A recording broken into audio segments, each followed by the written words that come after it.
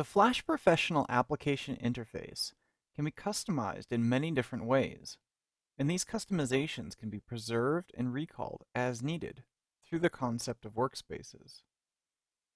This lesson will describe how to manage this feature. So right now, in Flash Professional CS6, we can see that we are now in the Essentials workspace. If we want to change this particular workspace, all we have to do is drop this down and select a new workspace. For instance, let's select the Classic workspace.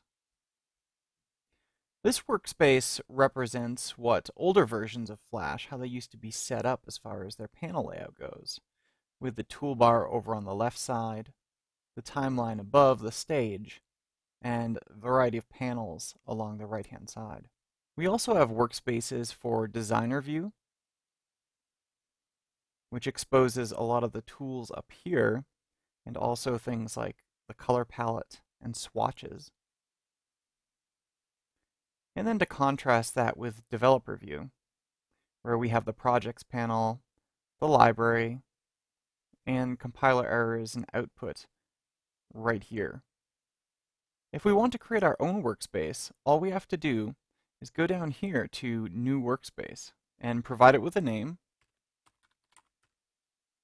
So I'll just call this Joseph and hit OK. So we can see we're now in the Joseph workspace, and we can actually go into one of these other workspaces. So let's go into Animator, and then say we're working in Animator for a bit. We can actually pop right back out, back to our Joseph workspace. And you'll notice that any custom workspaces actually show up at the top of the stack here. And that brings our workspace back. If I go ahead and start moving some of these panels around, like say dock the Properties panel along with the Projects panel,